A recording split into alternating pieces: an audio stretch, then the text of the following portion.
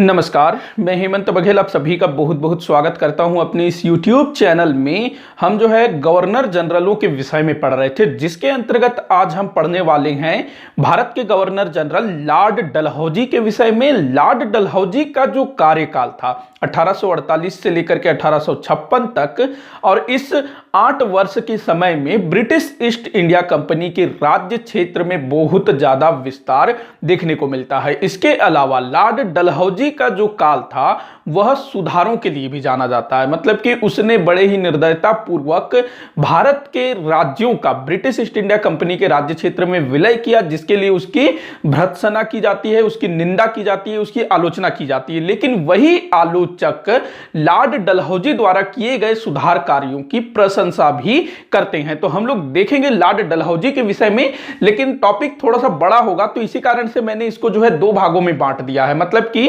आज वाले वीडियो में हम लोग क्या करेंगे, लॉर्ड डलहौजी के समय में ब्रिटिश ईस्ट इंडिया कंपनी के राज्य क्षेत्र में किस प्रकार से विस्तार हुआ था, मतलब कि उसके साम्राज्य विस्तार को हम लोग पढ़ेंगे। और अगले वाले वीडियो में ना डलहौजी द्वारा जो भी सुधार संबंधी कार्य किए गए थे उसको हम लोग पढ़ेंगे। तो वीडियो को स्टार्ट करते हैं। तो अच्छा लगे तो शेयर करिएगा, लाइक करिएगा। तो चलिए देखते हैं लॉर्ड डलहौजी कौन था। तो भारत का गवर्नर जनरल लॉर्ड डलहौजी, माफी चाहूंगा, लॉर्ड डलहौजी। इसका कार्यकाल याद रखिएगा, कार्यकाल भी अक्सर पूछा जाता है। तो इसका जो कार्यकाल था 1848 में शुरू होता है 1856 तक, मतलब कि जो भारत की जो पहली स्वतंत्रता की लड़ाई लड़ी गई थी, कब लड़ी गई थी, 1857 से 58 के बीच लड़ी गई थी। तो उस स्वतंत्रता के शुरू होने के कारणों में लॉर्ड डलहौजी भी था। मतलब कि जो 1857 की क्रांति में भारत के जो सैनिक थे, जो भारतीय लोग थे, उन्होंने अंग्रेजों के खिलाफ जो युद्ध छेड़ दिया था, जो विद्रोह कर दिया था, तो उनके अगर आप कारणों को तलाशने जाओगे ना, तो उसमें लॉर्ड डलहौजी की भी बहुत बड़ी भूमिका थी। क्योंकि इसने जो नीतियां बनाई, जो इसने कई सारे राज्यों का ब्रिटिश राज्य में विलय कर दिया, तो उससे जो है ना बहुत सारे राज्य महाराजे अंग्रेजों के खिलाफ थे, और वो जो है 1857 में अंग्रेजों के विरुद्ध फिर विद्रोह कर देते हैं। तो देखते हैं, तो 1848-1856, इससे पहले कौन था गवर्नर जनरल, तो लॉर्ड हार्डिंग था। तो देखते हैं अब। तो देखिए, जो लॉर्ड डलहौजी था ना, ये स्कॉटलैंड में जन्म हुआ था। इसका स्कॉटलैंड जो कि ब्रिटेन के ही पास है, तो स्कॉटलैंड में इसका जन्म हुआ था। वहां के बहुत बड़े रिच फैमिली में इसका जो परिवार था ना, ये खुद भी बहुत अमीर था। साथ ही साथ इनका जो परिवार था ना, उनका बहुत ज्यादा रुतबा था। तो ये चीज भी ध्यान रखिएगा। एक और बात, जब ये भारत का गवर्नर जनरल बना ना, उस समय इसकी आयु मात्र 36 वर्ष थी। ध्यान रखिएगा, जो लॉर्ड वेलेस्ली आया था बंगाल का गवर्नर जनरल बनकर के, वो 39 साल का था, और उसने भी जो है ना पूरे भारत में उधम मचा रखा था अपने सहायक संधि की सिद्धांत के तहत। और वही डलहौजी, ये 36 साल का, ये अपने हड़प नीति के चलते जो है पूरे भारत में उधम मचा देगा। तो देखेंगे, तो 36 साल इसकी उम्र थी, और ये ना भारत का गवर्नर जनरल बनने से पहले बोर्ड ऑफ ट्रेड का सदस्य था। बोर्ड ऑफ ट्रेड का सदस्य था, ध्यान रखेंगे, पूछा जाता है। इसके अलावा इसकी जो एक खास बात थी ना, जिसके लिए ये बहुत ज्यादा प्रसिद्ध था, वो ये था कि ये जो है ना बहुत ज्यादा जानकार व्यक्ति था। मतलब इसको जो है ना बहुत ज्यादा नॉलेज थी। इसके अलावा इसकी जो कार्य क्षमता थी ना, वो भी बहुत ज्यादा थी। तो मतलब ये काफी कार्यकुशल था, कार्य क्षमता बहुत अधिक थी, और बहुत सारी इसको जानकारियां थी। तो इससे ये बहुत ज्यादा जो है प्रसिद्ध रहा। तो बात करते हैं इसके नीतियों के बारे में। तो हाँ, जैसा कि आज की इस वीडियो में हम लोग बात करेंगे लॉर्ड डलहौजी द्वारा किस तरह से भारत के राज्यों का ब्रिटिश राज्य में विलय किया गया। तो देखो, इसने क्या किया, इसकी हम लोग इसको जो है ना 2 भाग में बांटेंगे। मतलब इसका जो साम्राज्य विस्तार था उसको भी हम लोग 2 भाग में बांटेंगे। देखो, पहला जो था युद्ध के द्वारा, युद्ध अथवा दूसरे राज्यों पर हस्तक्षेप करके जीता गया। दूसरा है शांति, या फिर कहें एक कूटनीति, मतलब कि इसने जो है दो तरह की नीतियां अपनाई, दो तरह से जो है भारत में ब्रिटिश ईस्ट इंडिया कंपनी के राज्य क्षेत्र को प्रसार किया, बढ़ाया। पहला तो उसने युद्ध किया, पंजाब के साथ उसने युद्ध किया, बर्मा के साथ उसने युद्ध किया, सिक्किम उसके मामलों में हस्तक्षेप करके जो है उसको भी भारत में मिला लिया। तो ये क्या हो जाएगा, युद्ध और हस्तक्षेप की नीति। दूसरा उसने शांति की नीति। शांति की नीति क्या था कि उसने क्या किया, हड़प नीति। अभी मैं आगे बताऊंगा हड़प नीति, जिसको गोद प्रथा निषेध या व्यपगत का सिद्धांत अंग्रेजी में डॉक्ट्रिन ऑफ लैप्स कहा जाता है। तो उस नीति के तहत बिना युद्ध लड़े, बिना हथियार चले, बिना रक्तपात किए उसने जो है भारत के बहुत सारे राज्यों का ब्रिटिश ईस्ट इंडिया कंपनी के क्षेत्र में विलय कर लिया। तो ये क्या कहेगा, क्या कहलाएगा, शांतिमय विलय, इसको हम लोग ये बोल सकते हैं, शांतिमय विलय। तो सबसे पहले हम लोग बात करते हैं युद्ध। तो युद्ध द्वारा सबसे पहला काम इसने क्या किया, पंजाब।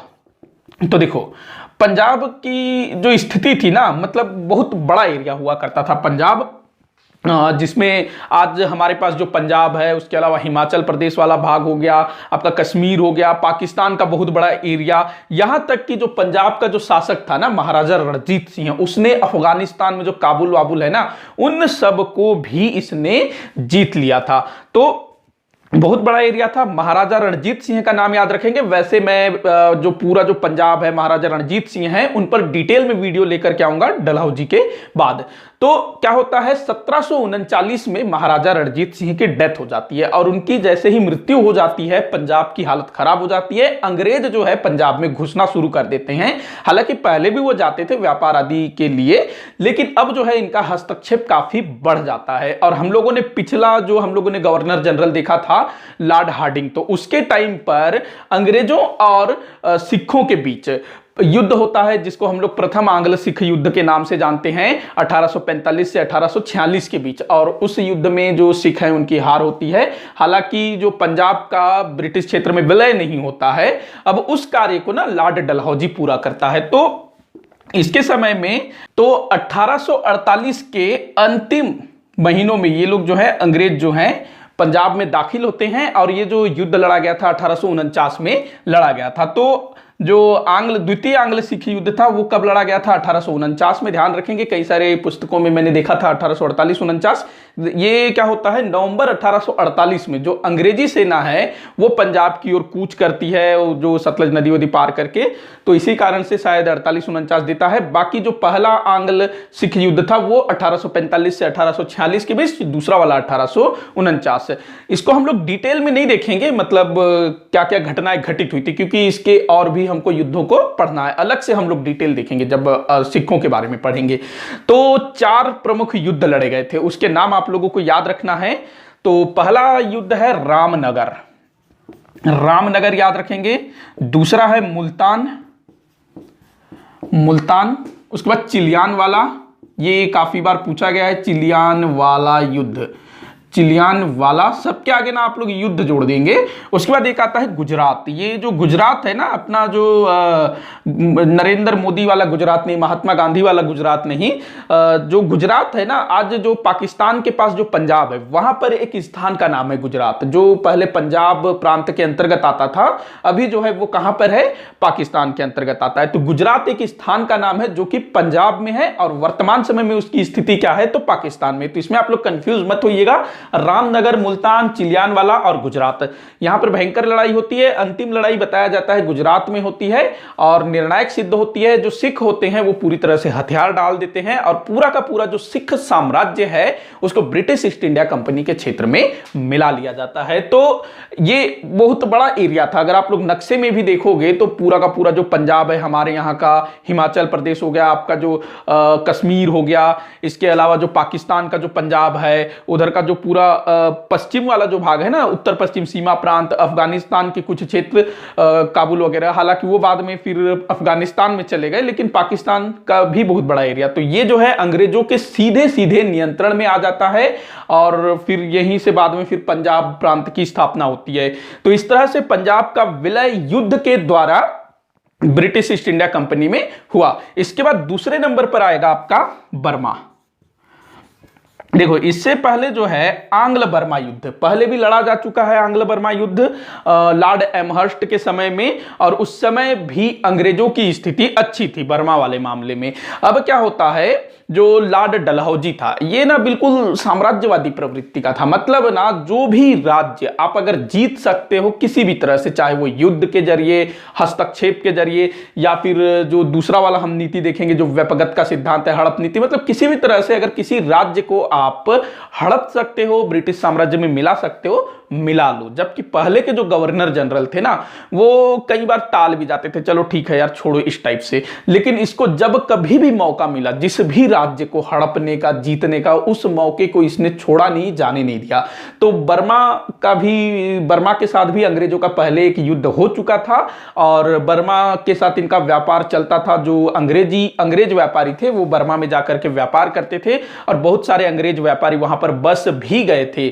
तो क्या होता है कि इसके समय में जो बर्मा में रह रहे अंग्रेज व्यापारी, उन पर ना बर्मा का सरकार, जो बर्मा की जो राजा वजा होंगे, तो वो लोग टैक्स लगाते थे। जाहिर सी बात है, आप वहां जा रहे हो, व्यापार कर रहे हो, तो वहां की गवर्नमेंट को आपको टैक्स देना होगा। तो क्या हो रहा था, जो अंग्रेज व्यापारी थे ना, वो टैक्स वगैरह थोड़ा नहीं देते थे। तो इससे क्या हुआ, जो बर्मा का राजा था उसने थोड़ा सा कठोरता की नीति अपनाई कि भाई तुम लोग काहे को टैक्स नहीं दे रहे हो, इस टाइप से। तो अब क्या होता है, वहां के जो अंग्रेज व्यापारी हैं वो डलहौजी के पास शिकायत कर देते हैं कि भाई यहाँ का राजा हमको परेशान कर रहा है। अब जो लॉर्ड डलहौजी था वो मौके की तलाश में बैठा था, तो ये उसको अच्छा मौका मिला। उसने बोला कि भाई तुम हमारे लोगों को काहे को परेशान कर रहे हो, और वो फिर जो है एक बड़ी सेना जल मार्ग से बर्मा को भेज देता है। वैसे हम लोग ना आंग्ल बर्मा युद्ध डिटेल में पढ़ेंगे, इसमें मैं ज्यादा डिटेल में नहीं जाऊंगा। तो जलमार्ग के रास्ते एक बड़ी सेना भेज दिया जाता है, कहां पर, बर्मा। और जैसे ही बर्मा के राजा को पता चलता है कि एक बड़ी सेना बर्मा की ओर बढ़ रही है, तो वो जो है अंग्रेज व्यापारियों की बातों को सुनता है और उनको जो है उचित सुविधाएं देने को का वचन देता है। लेकिन जो सेना भेजी गई थी वो जो है किसी भी तरह से युद्ध करने के ही मूड में थी। मतलब कि वहां जाके शांत नहीं रहना, युद्ध करना ही करना है, लेकिन कुछ तो बहाना ढूंढना होगा। तो यहां पर यह बोला जाता है कि जो सेना बर्मा गई थी उसका बर्मा के राजा द्वारा, वहां के सरकार द्वारा उचित सत्कार नहीं किया गया, मतलब वेलकम नहीं किया गया। और ये बोल के जो है वहां पर युद्ध किया जाता है, मतलब लड़ाई छेड़ दी जाती है। और ये जो लड़ाई लड़ी गई थी 1852 में लड़ा गया था, और इस युद्ध में जो बर्मा है उसकी हार होती है। और बर्मा का ना कुछ क्षेत्र क्या, बहुत बड़ा एरिया जो है अंग्रेजों के अधिकार में आ जाता है। दो स्थान है, एक पीगू नाम याद रखेंगे, दूसरा है ग्रोम, पीगू और ग्रोम। और इन्हीं क्षेत्रों को ना लोअर बर्मा या निचला बर्मा भी बोला जाता है। निचला बर्मा या फिर इसी को लोअर बर्मा अथवा निचला बर्मा भी बोला जाता है। तो 1852 में पीगू का जो पीगू हो गया, ग्रोम हो गया, या फिर कहें निचला बर्मा या लोअर बर्मा, इसको जो है ब्रिटिश साम्राज्य में मिला लिया जाता है। देखो मैं यहां थोड़ा सा आपको नक्शा बना के दिखाता हूं। ये हमारा भारत का जो दक्षिण वाला भाग हो गया, और इस तरफ से आपका जो है ऐसे जगह आप लोग समझ रहे होंगे, ये बंगाल की खाड़ी है, ये हो गया आपका बंगाल की खाड़ी। तो जो बर्मा है इस तरफ से ऐसा जाता है ना, और इधर हमारा भारत का दक्षिण वाला भाग, यहां पर बांग्लादेश। तो इधर का जो किनारे किनारे का जो भाग है ना, ये सब अंग्रेजों ने अपने राज्य में मिला लिया था। तो इसको आप लोग ध्यान रखेंगे, हम लोग पढ़ेंगे जब आंग्ल बर्मा युद्ध, तो उसमें मैं और अच्छे डिटेल से इसको समझाऊंगा। तो इस तरह से बर्मा का एक बहुत बड़ा क्षेत्र जो है ब्रिटिश ईस्ट इंडिया कंपनी में मिला लिया जाता है युद्ध के जरिए। इसके बाद आता है तीसरे नंबर में सिक्किम। इसको जो है ना 1850 में ब्रिटिश ईस्ट इंडिया कंपनी के क्षेत्र में मिला लिया गया था। देखो क्या था कि जो सिक्किम है ना, पहले सिक्किम में जो नेपाली थे, गोरखा लोग थे, उनका प्रभाव था। लेकिन लॉर्ड हेस्टिंग्स के टाइम पर जो आंग्ल नेपाल युद्ध लड़ा गया था, तो उस टाइम पर जो सिक्किम है वहां से नेपालियों के प्रभाव को समाप्त कर दिया गया था, और वहां के राजा को एक तरह से अंग्रेजों के प्रभाव में स्वतंत्र छोड़ दिया गया था। लेकिन अंग्रेजों का प्रभाव था। अब क्या होता है 1850 में, क्योंकि सिक्किम में अंग्रेजों का प्रभाव था, तो अंग्रेजों का वहां आना जाना लगा रहता था। तो डलहौजी जो है सिक्किम के राजा के ऊपर आरोप लगाता है कि भाई तुमने हमारे 2 डॉक्टरों के साथ दुर्व्यवहार किया है, उनको अपमानित किया है, तो हम जो है तुमको तो जो तुमको राज्य दिए हैं उसको छीन रहे हैं और पूरा का पूरा जो सिक्किम है वो ब्रिटिश ईस्ट इंडिया कंपनी में मिला लिया जाता है। तो ये था मतलब अपना सिक्किम का विलय। इसके बाद अगला नंबर आता है आपका बराड़। बराड़ इसका विलय कब हुआ था? तो 1853 में। देखो जो बराड़ है ना, ये हैदराबाद का जो निजाम था ना उसके अधिकार क्षेत्र में था बराड़। क्या होता है कि जो हैदराबाद का निजाम है उसने 1798 में लॉर्ड वेलेस्ली के टाइम पर सहायक संधि की हुई थी, और वो जो सहायक संधि है अभी भी चल रही थी, मतलब वो अभी भी वो चीज जो है कायम थी। और सहायक संधि के तहत जो हैदराबाद का निजाम था उसने जो है अंग्रेजों की 6 बटालियनें अपने यहां रख ली थी, और उसके खर्चे के लिए शुरुआत के 2 वर्ष तो उसने पैसे दिए, लेकिन पैसे देने में उसकी हालत खराब हो गई। तो बाद में उसने क्या किया, अपने राज्य का एक बड़ा हिस्सा अंग्रेजों को दे दिया। लेकिन इसके बावजूद भी लॉर्ड डलहौजी के समय कुछ पैसा जो है बचा हुआ था, मतलब जो हैदराबाद का निजाम था उसको जो है अंग्रेजों को कुछ पैसा देना था जो कि बहुत बड़ा था। तो अंग्रेजों ने बोला कि भाई तुम्हारे पास पैसा नहीं है, पैसों की तंगी है, एक काम करो तुम जो है अपने राज्य का एक हिस्सा हमको दे दो, बराड़ हमको दे दो। और जो हैदराबाद का निजाम है वो मान लेता है, भाई उसके पास कोई चारा तो था नहीं, पैसा तो था नहीं, तो वो बराड़ जो कि काफी उपजाऊ क्षेत्र था, बहुत बड़ा इससे रेवेन्यू मिलता था, तो ये जो पूरा बराड़ का जो क्षेत्र है 1853 में ब्रिटिश ईस्ट इंडिया कंपनी के राज्य क्षेत्र में मिला लिया जाता है। इसके बाद अगला नंबर आता है अवध का। देखो अवध जो है ना शुरू से ही ब्रिटिश ईस्ट इंडिया कंपनी अर्थात अंग्रेजों के राज्य का समर्थक रहा है, अंग्रेजों का हिमायती रहा है। अवध के जो भी नवाब हों, चाहे वो शुजाउद्दौला हो जिसके साथ 1765 में इलाहाबाद की संधि हुई थी, और उसके बाद के जो भी नवाब हो, सभी के सभी जो है अंग्रेजों के पक्षधर थे, अंग्रेजों के समर्थक थे। और जो 1765 में जो संधि हुई थी ना, इलाहाबाद की संधि, अगर अंग्रेज उस समय चाहते तो अवध को भी बंगाल के समान अपने अधिकार में ले सकते थे, लेकिन उस टाइम पे थोड़ी सी परिस्थिति अलग थी, इसी कारण से उन्होंने जो है अवध को छोड़ दिया था। और आगे जो है ना वो लोग फिर अवध के साथ अलग अलग समय में उन्होंने कई सारी संधियां भी की थी, अवध के साथ सहायक संधि भी किया गया था, और अंग्रेजों की सेना यहां बाकायदा रहती थी, और अवध के जो भी नवाब थे ना वो हमेशा अंग्रेजों का साथ देते थे। लेकिन इसके बावजूद भी जो लॉर्ड डलहौजी था ना उसने अवध का ब्रिटिश साम्राज्य में विलय कर लिया। देखो अवध के मामले में क्या था, अवध हो या फिर हैदराबाद या कोई सिक्किम हो, देखो इनमें ना जो दूसरा वाला जो इसका जो नीति होगा ना, जो व्यपगत का सिद्धांत, हड़प नीति का सिद्धांत, ये वाला ना किसी भी तरह से अवध में लागू नहीं हो पा रहा था। और जो लॉर्ड डलहौजी है ना उसकी नजर अवध पर बिल्कुल लगी हुई थी कि भाई इसको हम लोग जो है सीधे सीधे अपने नियंत्रण में ले लेते हैं। हालांकि एक तरह से देखें तो अवध उनके पूरी तरह से मुट्ठी में था, लेकिन नाम मात्र के लिए वहां का जो नवाब था वो शासन कर रहा था, और पूरी तरह से अंग्रेजों के वो हाथ में था, कठपुतली शासक था, ये हम लोग बोल सकते हैं। और यहाँ का जो नवाब था ना वो बिल्कुल अपना जो शासन कार्य है उससे बिल्कुल भी मतलब ध्यान नहीं देता था,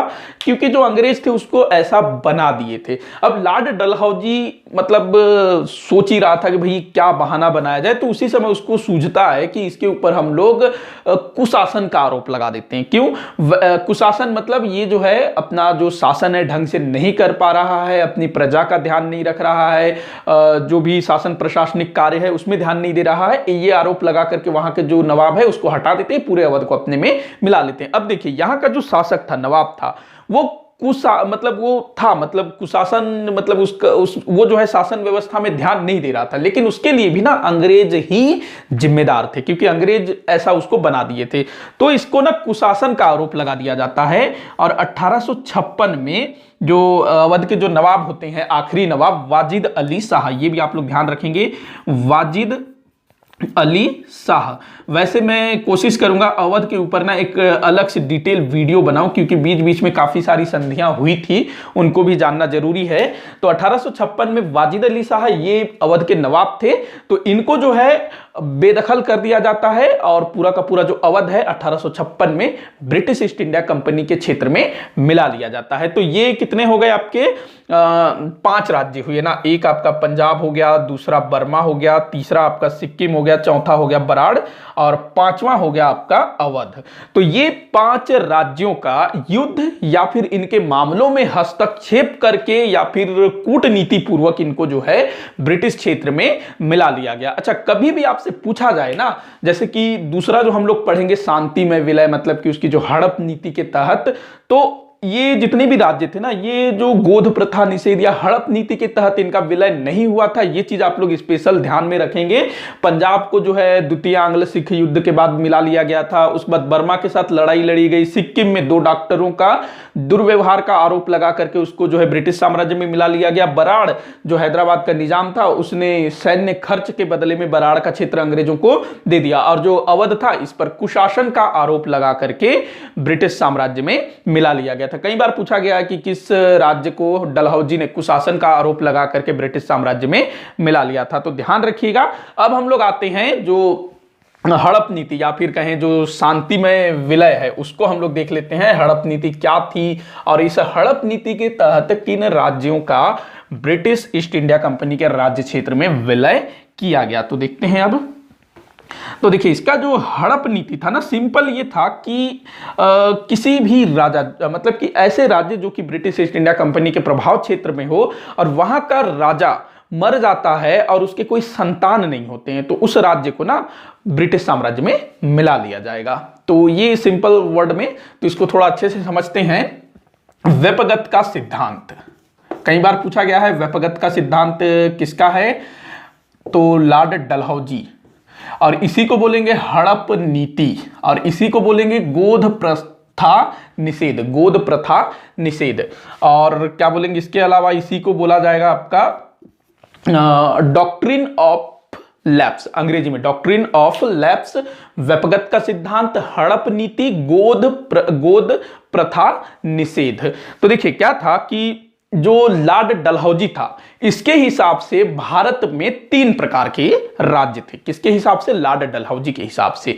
जो पहला राज्य था, पहला नंबर का, लॉर्ड डलहौजी बोलता है कि जो पहले नंबर के राज्य हैं वो पूरी तरह से स्वतंत्र है, उन पर हमारा किसी भी प्रकार का कोई प्रभाव नहीं है, तो हम जो हैं उनमें गोद लेने मतलब उनके जो उत्तराधिकार के मामले हैं, अगर वहां पर किसी राजा का कोई बेटा नहीं है और वो किसी को गोद लेना चाहता है, तो हम उसमें किसी प्रकार का हस्तक्षेप नहीं कर सकते। वो गोद लेना चाहे ले, उसकी मर्जी, वो जाने। तो जो स्वतंत्र राज्य है उसके उत्तराधिकार के मामले में हम कुछ नहीं कर सकते, हस्तक्षेप नहीं कर सकते। अब यहां पर आप ये समझिए कि जो स्वतंत्र राज्य है वहां पर इनका बिल्कुल भी प्रभाव स्थापित नहीं हुआ था, लेकिन उन राज्यों में ना अंग्रेज व्यापार करने जाते थे, इसको आप लोग ध्यान रखेंगे। दूसरे प्रकार का राज्य होता था ब्रिटिश नियंत्रण वाले राज्य, मतलब कि ऐसे राज्य जो जिन्होंने अंग्रेजों की अधीनता स्वीकार कर ली है, मतलब कि दूसरे नंबर वाले राज्य अंग्रेजों के अधीनस्थ राज्य, जो अंग्रेजों को टैक्स देते हो, इस टाइप के राज्य।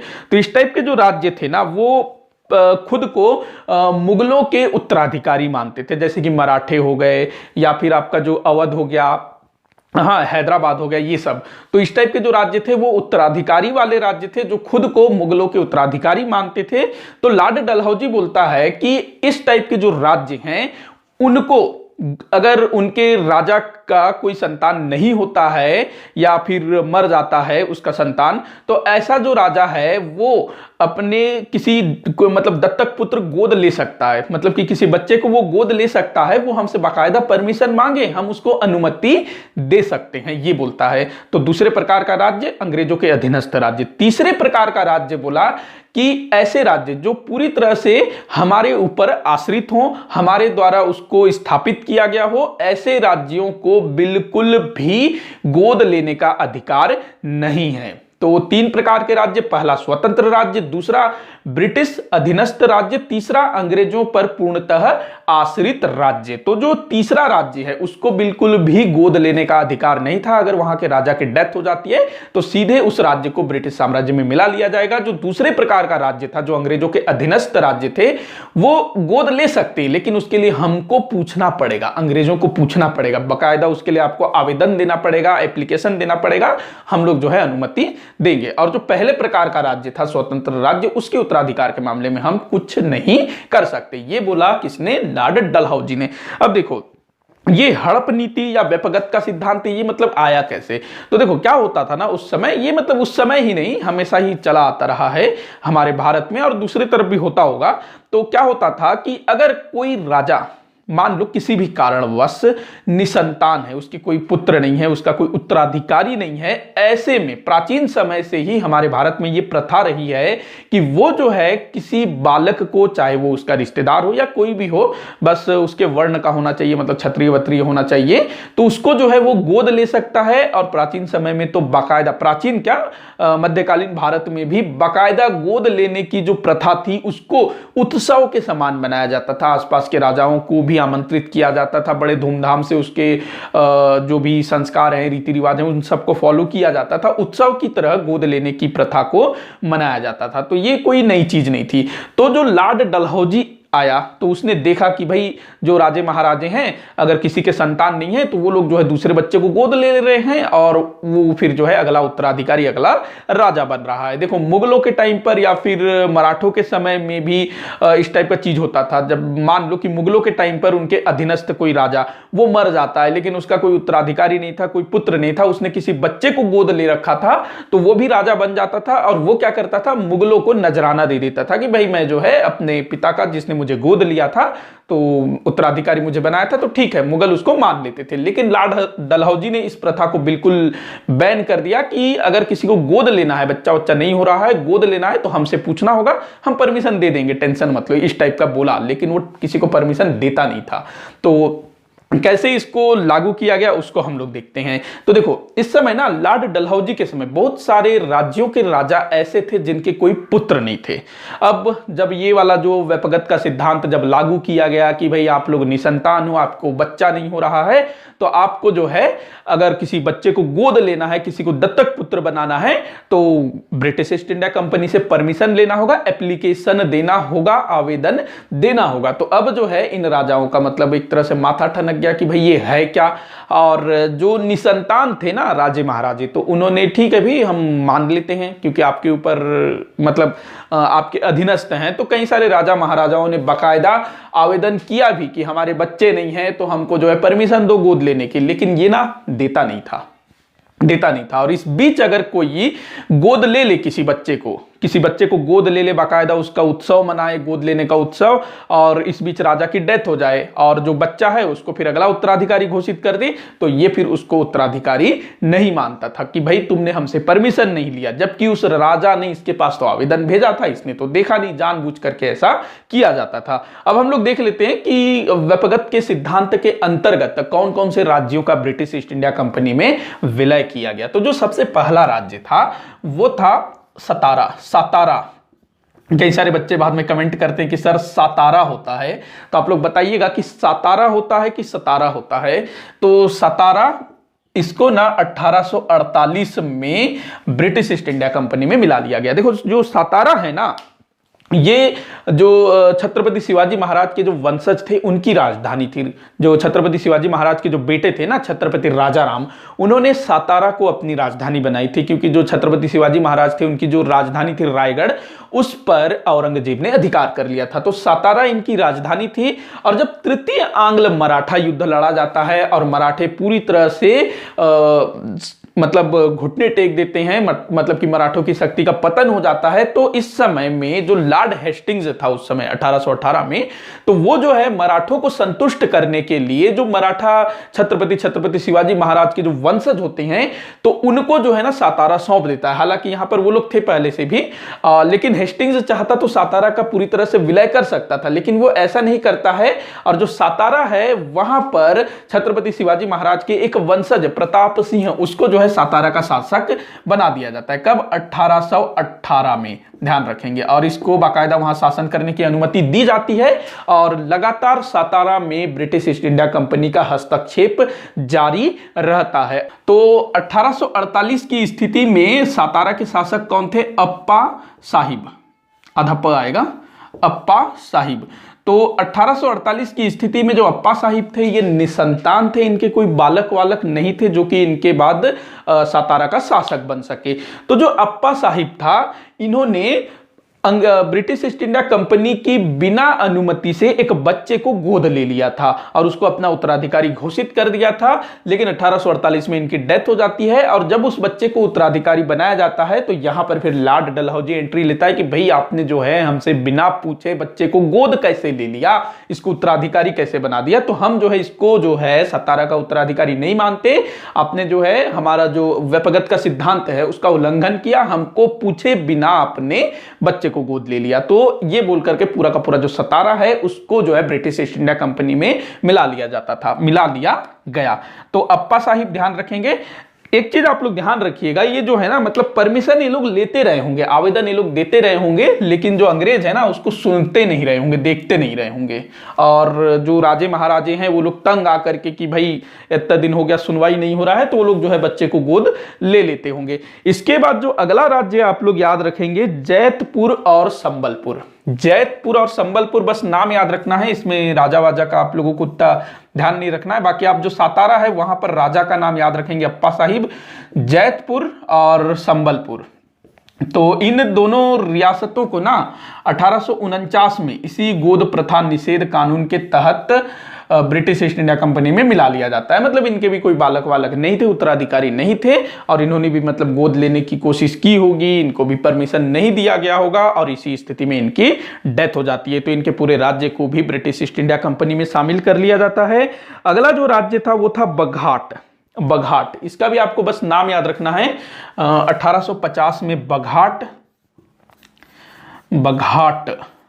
कब? 1850। देखो क्रम पूछा जाता है, जो लॉर्ड वेलेस्ली की सहायक संधि को स्वीकार करने वाले राज्य थे या फिर व्यपगत के सिद्धांत के अंतर्गत जिन राज्यों का ब्रिटिश साम्राज्य में विलय हुआ उनका क्रम पूछा जाता है। तो सबसे पहले तो सातारा, ये कई बार पूछा गया है कि डलहौजी के हड़प नीति के तहत सबसे पहला राज्य जिसको ब्रिटिश साम्राज्य में मिलाया गया तो सातारा, वहां का शासक उस समय था अप्पा साहिब जिसकी डेथ हो गई थी। उसके बाद जैतपुर, संबलपुर, फिर बघाट। इसके बाद जो अगला राज्य था जिसका ब्रिटिश ईस्ट इंडिया कंपनी में विलय हुआ, बस नाम आप लोगों को याद रखना है उदयपुर।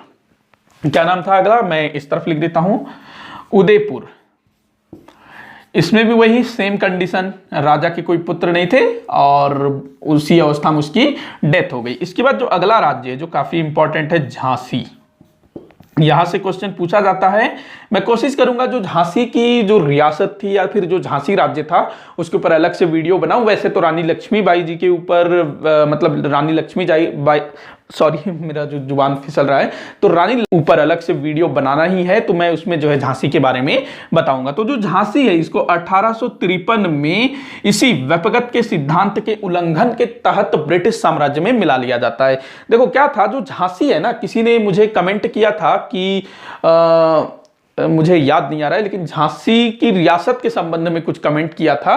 तो जो झांसी रियासत है ना, इसको जो तीसरा आंग्ल मराठा युद्ध हुआ था उसके बाद हेस्टिंग्स द्वारा इसको स्थापित किया गया था। मतलब पहले भी था ये, लेकिन उस समय जो है झांसी को ब्रिटिश साम्राज्य में नहीं मिलाया गया। यहाँ का जो राज्य था ना, राव रामचंद्र नामक व्यक्ति को दे दिया गया। मराठा सरदार थे वो राव रामचंद्र, तो उनको दे दिया गया तृतीय आंग्ल मराठा युद्ध के बाद। और इस समय 1853 के स्थिति में गंगाधर राव वो यहाँ के शासक थे और इनकी वाइफ कौन थी? तो रानी लक्ष्मीबाई। तो जो गंगाधर राव थे 1853 की स्थिति में इनके कोई बच्चे नहीं थे, निसंतान थे, ये कोई पुत्र नहीं था। तो ऐसे में इनके समक्ष भावी उत्तराधिकारी को लेकर के समस्या उत्पन्न हो गई कि भाई क्या किया जाए। तो इन्होंने भी मतलब आवेदन दिया होगा और उस आवेदन की सुनवाई नहीं हुई होगी। तो गंगाधर राव जी ने भी जो है एक बच्चे को गोद ले लिया था, मतलब दत्तक पुत्र ले लिया था। अच्छा, दत्तक आप लोग ध्यान रखेंगे, जो गोद ले लिया वाला जो पुत्र होगा ना, अडोप्टेड चाइल्ड, तो उसको जो है दत्तक बोलेंगे, दत्तक, ध्यान रखेंगे। तो कई बार ना गोद प्रथा निषेध, उसको दत्तक पुत्र कुछ इस टाइप से बोला जाता है। तो दत्तक पुत्र या फिर गोद लिया हुआ पुत्र एक ही है, उसमें कंफ्यूज मत होइएगा।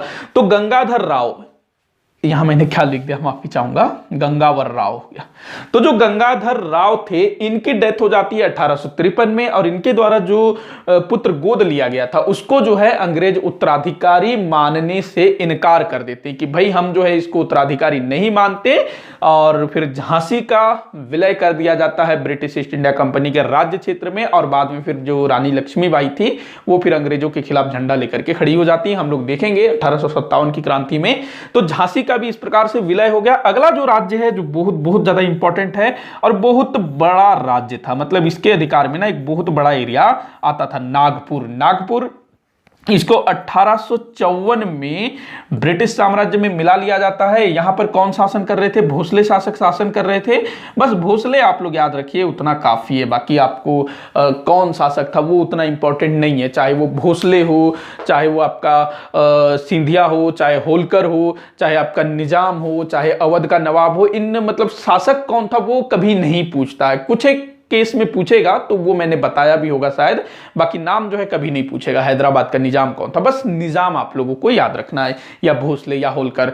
तो 1854 में जो भोसला शासक होता है उसकी डेथ हो जाती है। सेम वही सिचुएशन था, उसका भी कोई बच्चा उच्चा नहीं था, और इसने ना किसी बच्चे को गोद नहीं लिया था, लेकिन अपनी वाइफ को बोल दिया था कि भाई मुझे कुछ हो जाता है, क्योंकि बीमार उमार चल रहा था होगा, तो पता चल गया होगा कि भाई मैं बचूंगा नहीं बचूंगा। तो अपनी वाइफ को बोल दिए थे कि अगर मुझे कुछ हो जाता है तो तुम जो है किसी बच्चे को गोद ले लेना और उसको जो है उत्तराधिकारी बना करके शासन करना, इस टाइप से इसने बोला था। लेकिन जैसे ही इसकी डेथ हो जाती है तो अंग्रेज फिर आ जाते हैं कि भाई कोई बच्चा बच्चा तो है नहीं, तो पूरे नागपुर का विलय कर दिया जाता है। अच्छा, ये जो नागपुर है ना बहुत बहुत बड़ा एरिया था। हमारा जो छत्तीसगढ़ है ना, ऊपर का सरगुजा वाला भाग को छोड़ दिया जाए तो पूरा जो रायपुर बिलासपुर हो गया, आपका बस्तर हो गया, ये पूरा जो है नागपुर के भोसले शासकों के अधीन ही था। इसके अलावा जो मध्य प्रदेश का जो पूर्वी वाला जो भाग है ना वो भी इन्हीं के अधिकार में था, और नागपुर उसके आसपास का क्षेत्र तो नागपुर के भोसले शासकों का ही था।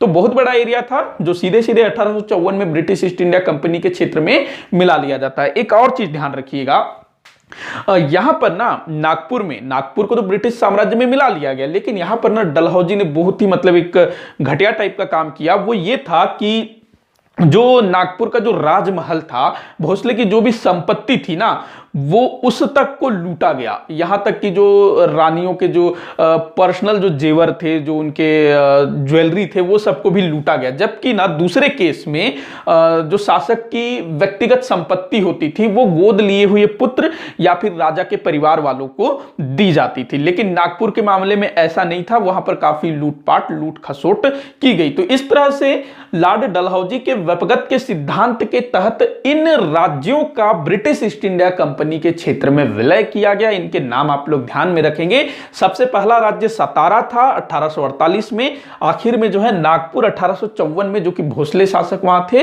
तो यहां जितने भी शासक थे निसंतान थे और उसी अवस्था में उनकी डेथ हो जाती है। इनके द्वारा पुत्र लेने का आवेदन किया गया था या फिर कई सारे लोगों ने पुत्र गोद ले लिया था अंग्रेजों की बिना अनुमति से या फिर अनुमति से भी, लेकिन लॉर्ड डलहौजी ने किसी की नहीं सुनी, अपनी ही सुनी और इन सब का जो है विलय कर दिया। तो ये था लॉर्ड डलहौजी का हड़प नीति। तो इसके बाद ना हम जैसे देखेंगे क्या कहते हैं, लॉर्ड डलहौजी के टाइम ना ब्रिटिश साम्राज्य का बहुत ज्यादा विस्तार होता है। एक चीज मैं बताना भूल रहा हूं, जो मैंने पीछे अवध के बारे में बताया था। तो अवध का ना जिस प्रकार से ब्रिटिश साम्राज्य में विलय हुआ था, इसका बहुत सारे इतिहासकारों ने, तत्कालीन जो लोग थे, उन्होंने इसका काफी निंदा किया। क्यों? क्योंकि जो अवध था ना वो अंग्रेजों का बहुत बड़ा हिमायती था, अंग्रेजों की हां में हां मिलाया करता था। इसके बावजूद भी अवध का इस प्रकार से विलय किया गया। तो बहुत सारे इतिहासकारों ने और उस समय के जो लोग थे ना, जो मतलब कोर्ट ऑफ डायरेक्टरीज हो गया, इसके अलावा जो ब्रिटिश संसद के जो लोग थे, उनमें से भी कई सारे लोगों ने इसकी निंदा की है कि भाई ये गलत तरीके से आपने किया, इस टाइप से। तो सोचो उस समय जो हैदराबाद का निजाम था वो भी डर गया होगा कि भाई अवध का ये हाल हुआ, मेरा भी यही हाल हो सकता है। अगर 1858 में ब्रिटिश ईस्ट इंडिया कंपनी के शासन का अंत नहीं होता ना, तो आगे हैदराबाद का निजाम हो या फिर जो भी दूसरे बड़े बड़े रियासत थे ना, उनका भी सीधे सीधे ब्रिटिश साम्राज्य में विलय हो जाता। लेकिन ऐसा हुआ नहीं, क्योंकि 1858 में ब्रिटिश ईस्ट इंडिया कंपनी के शासन का भारत में अंत कर दिया गया और भारत का जो शासन है वो सीधे सीधे ब्रिटिश क्राउन को सौंप दिया गया और इस तरह की जो विलय की नीति थी इसको समाप्त किया गया। तो आज का जो वीडियो है, लेक्चर है, यहीं पर समाप्त होता है। अगले वाले वीडियो में हम लोग लॉर्ड डलहौजी द्वारा किए गए विभिन्न सुधार कार्यों के विषय में डिस्कस करेंगे। तो ये आप लोग ध्यान में रखिएगा जितना भी हम लोगों ने पढ़ा, और यहां से ना बहुत सारे जो टॉपिक हैं उनको हम लोगों को डिटेल में पढ़ना है, चाहे वो अवध हो, मैं इस पर भी एक वीडियो बनाने की कोशिश करूंगा। झांसी को तो पढ़ना ही पढ़ना है, इसके अलावा जो आंग्ल सिख युद्ध हुआ था, आंग्ल बर्मा युद्ध हुआ था, इनको हम लोग डिटेल में पढ़ेंगे। आप लोग टेंशन मत लीजिएगा, बहुत जल्दी ये सारे वीडियोस भी आएंगे। तो वीडियो यहीं पर समाप्त होता है। आप लोग वीडियो को लाइक करिएगा, ज्यादा से ज्यादा शेयर करिएगा, चैनल को सब्सक्राइब करिएगा। वीडियो को आखिर तक देखने के लिए बहुत बहुत धन्यवाद।